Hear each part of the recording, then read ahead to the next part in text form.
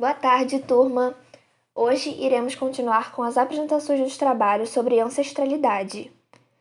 É importante que todos os trabalhos tenham informações sobre o período colonial, a independência, a pós-independência e informações culturais sobre os países. A dupla representante do continente africano irá se apresentar hoje. Oi, eu sou o Zuri e essa é a Ayo. Nós vamos falar sobre a história dos países onde nossos avós nasceram. Ela vai começar com a Serra Leoa e depois eu vou falar da Costa do Marfim. Bom, a Serra Leoa é um pequeno país do oeste da África, que faz fronteira com a Guiné e a Libéria. Seu nome é esse porque suas montanhas, ao serem avistadas do mar, parecem com leões. Lá tem mais ou menos uns 18 povos, sendo que os maiores são os Mende, o Temne e o Limba, e o menor é o Crio. No país existem vários idiomas que se misturaram ao inglês e formaram a língua crioula, que é o idioma que minha avó, que é uma Temne, fala. No entanto, por causa da colonização da Inglaterra, a língua oficial do país é o inglês. A economia de lá depende principalmente da mineração, da agricultura, da pesca, da caça e do comércio de madeira, sendo que a extração de metais e pedras preciosas são as maiores fontes de rendas do país, já que lá tem muita bauxita, platina, ferro, diamante, dióxido de titânio e ouro. É um país muito misterioso, com sociedades secretas que têm sua própria educação e política. As mais populares são a Poro, que só tem homens, e a Sante, que só tem mulheres. Não se sabe muito do que acontece por lá, mas parece que os homens da comunidade de Poro aprendem segredos do mundo espiritual, dos rituais e da caça. Já as mulheres, elas aprendem sobre rituais focados na feminilidade e na fertilidade, além de aprenderem a defender os seus direitos e interesses. A dança é muito importante para a cultura do país. Cada povo possui um estilo próprio e utiliza de simbolismos para realizá-la, sendo que algumas danças têm até funções religiosas. Na sociedade Sande, por exemplo, a bailarina-chefe usa uma máscara feita de madeira em uma dança de boas-vindas para receber as meninas que estavam em um período de reclusão.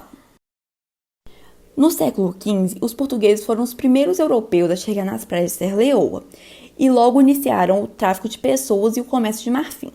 Pouco tempo depois, a Inglaterra despertou seu interesse por essas riquezas e usou a região somente para isso até 1787.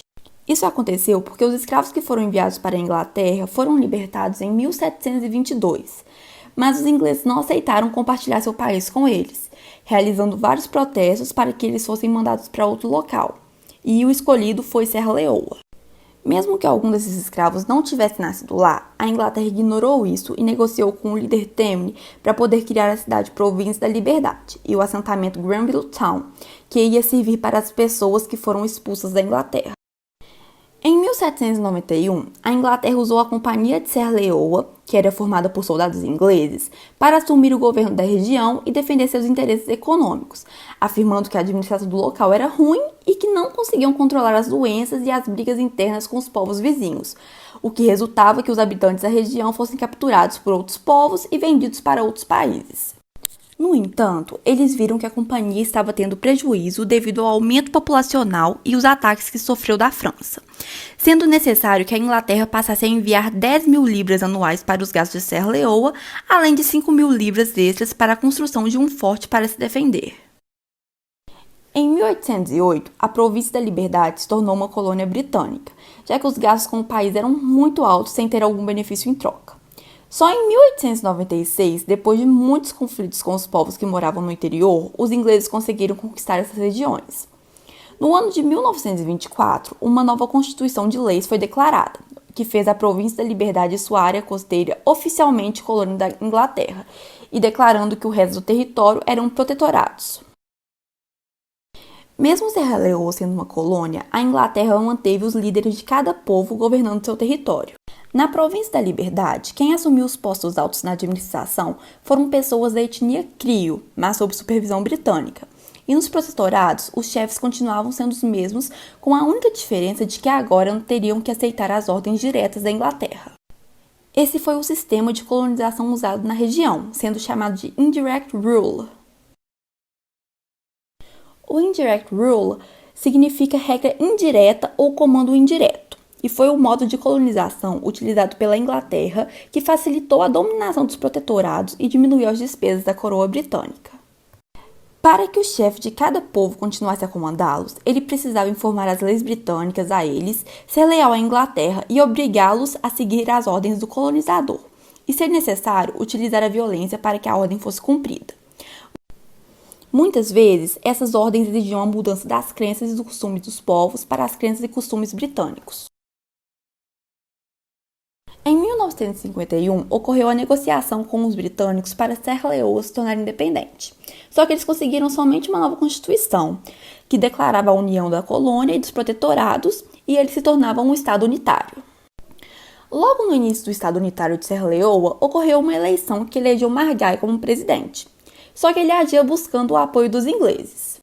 Com isso, ele instalou instituições parlamentares no estilo britânico e conseguiu tornar o país independente ao introduzi-lo na Comunidade Britânica de Nações.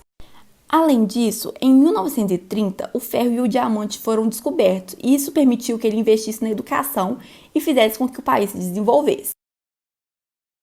Em 1967, ocorreu uma nova eleição. Só que o presidente eleito não chegou a assumir o cargo, já que o exército realizou um golpe de Estado, iniciando o governo militar e criou o Conselho Nacional para a Reforma.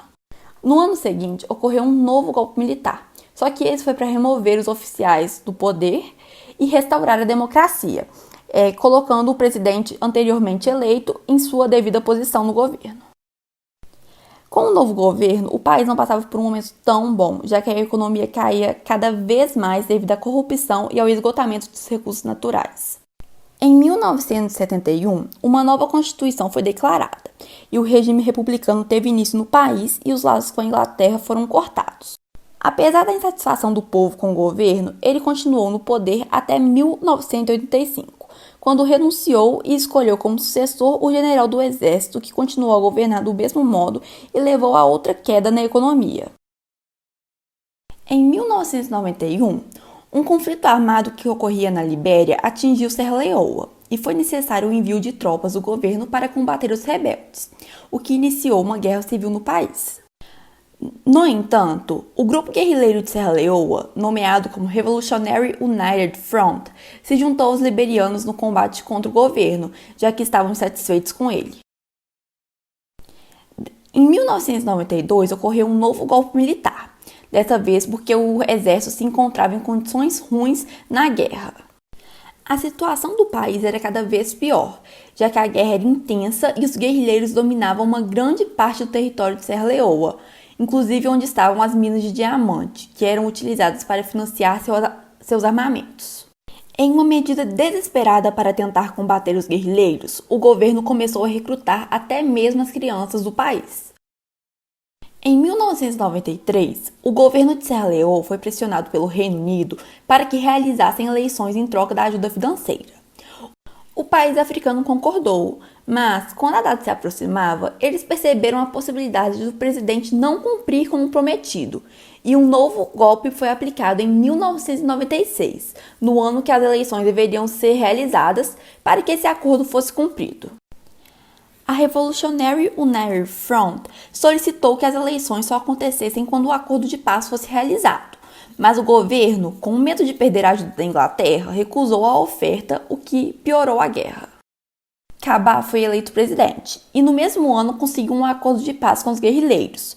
Contudo, ele não conseguiu implementá-lo, o que resultou em um novo golpe, já que ele passou a ser visto como incompetente. Formou-se então o Conselho Revolucionário das Forças Armadas, que eram formados por guerrilheiros com a intenção de terminar os conflitos. No entanto, a guerra continuou, já que aqueles que apoiavam o presidente anterior passaram a enfrentar as tropas do governo. No meio de toda essa confusão interna, Serra Leoa foi retirada da Comunidade Britânica das Nações e o Grupo de Monitoramento das Atividades Econômicas dos Estados da África Ocidental se juntou com forças internacionais para resolver a situação do país e devolver o poder a Cabá. No entanto, mesmo com seu retorno ao comando, a paz só aconteceu quando o Acordo de Lomé foi assinado e alguns guerrilheiros foram incluídos no governo, exigindo que todos que participaram do golpe anterior tivessem suas armas confiscadas. Só que o Conselho Revolucionário das Forças Armadas, que ficaram fora do acordo, e a Revolutionary United Front, que teve suas armas confiscadas, não ficaram muito felizes com o que aconteceu. O Conselho mostrou sua revolta ao sequestrar pessoas que participavam do atual governo e os guerrilheiros não devolveram suas armas e continuaram aterrorizando os civis. Isso gerou uma nova batalha em 2000, que fez com que a Revolutionary United Front fosse expulsa da capital do país. Aos poucos, a paz foi acontecendo e os territórios sendo devolvidos aos povos. Assim como Magai, Cabal utilizou principalmente da mineração para tentar desenvolver o país. Só que nesse momento, as minas já pertenciam a empresas estrangeiras ou aos contrabandistas que utilizavam do trabalho escravo. Devido a esse contrabando, o país, que poderia ganhar 70 milhões de dólares anualmente, faturava somente 1 milhão e 500 mil dólares. Esse dinheiro, que poderia salvar o país, infelizmente é usado somente para o financiamento de mais guerras, gerando fome, violência, desemprego, falta de moradia, corrupção e pobreza.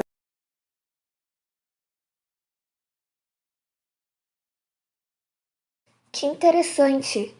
Agora vamos aprender um pouco sobre a Costa do Marfim. Pode começar, Zuri. Tá, então.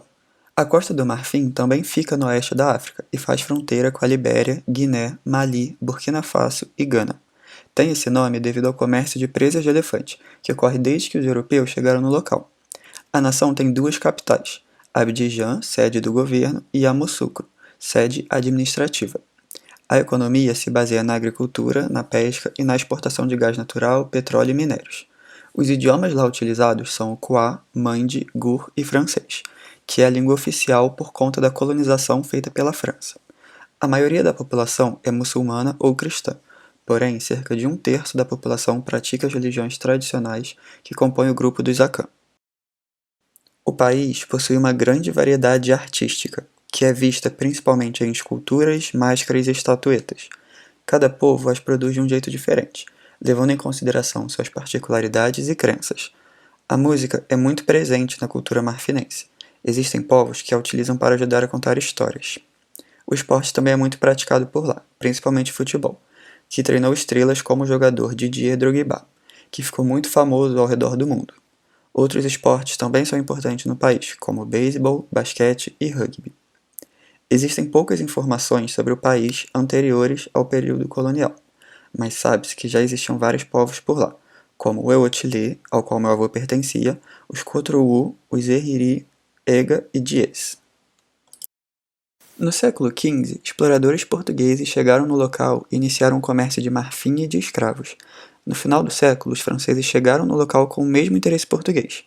Em 1830 ocorreu uma política de pactos com os chefes locais da costa marfinense, e eles estabeleceram fortes comércios no local, para concretizar o objetivo de formar uma colônia. O mesmo ocorreu no interior, entre 1879 e 1889. Em 1893, a região se tornou uma colônia francesa, e 6 anos depois passou a fazer parte da Federação da África Ocidental Francesa.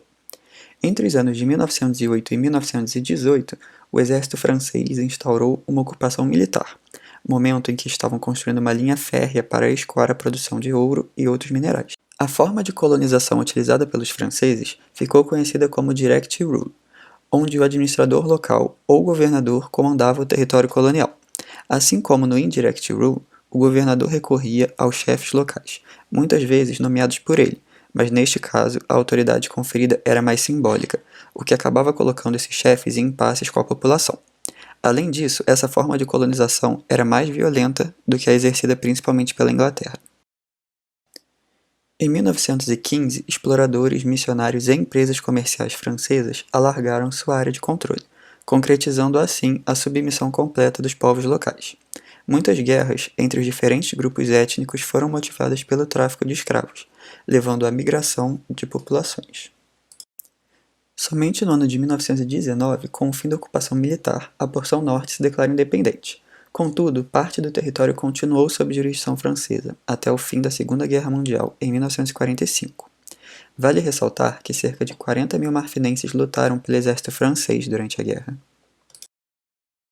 Em 1957, nasceu a União Democrática Africana, o primeiro partido político totalmente africano. No ano seguinte, por meio de um referendo, o país se torna uma república autônoma.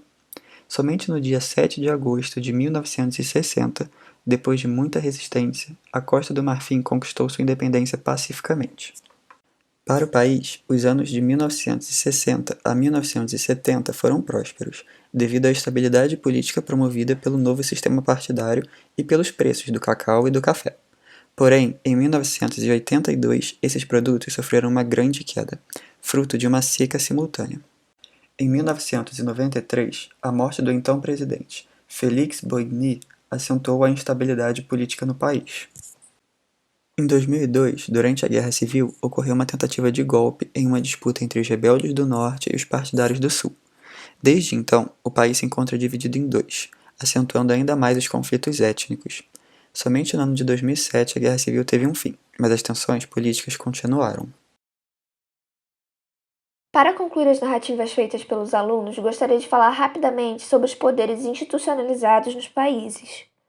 Como já foi explicado pela Zuri, a Serra Leoa teve sua colonização feita de maneira indireta, e como o Ayo falou, a Costa do Marfim teve o processo de colonização de modo direto. É importante ressaltarmos para concluir a apresentação dos dois que, independente da forma que aconteceu, ambos tiveram violência. Aliás, essa era a base. Uma afirmativa nessa linha de pensamento é o descrito pelo ator Jean-Michel Mabekotali nos textos que eu venho trazendo nas aulas. A ideia da colonização era refletida no conceito da necessidade de ter mão de obra barata, uma utilidade econômica e política. Ambos países tinham em comum o poder tradicional. Mesmo a colonização com as divisões de poder e a França trazer isso como poder simbólico, ambas queriam controlar o poder e conhecimento do povo por base da vigilância das autoridades da época. Nesse bimestre, lemos juntos o livro do autor Chinua Achebe, O Mundo se Despedaça, que tratou do problema da colonização. Já discutimos nas aulas sobre o objetivo dos colonizadores, em extinguir uma cultura, matando assim suas raízes e costumes, o que podemos dizer que é a base daquele lugar. O romance que lemos fala muito sobre a chegada do homem branco nas terras do protagonista, um relato super relevante do livro que lemos e como um todo. Serve para ser pensado, analisado e debatido. É a chegada do homem branco naquela terra. Eles chegaram de mansinho, bacanas, de forma serena. Assim, pouco a pouco, eles foram ganhando espaço e impondo suas leis e seus costumes.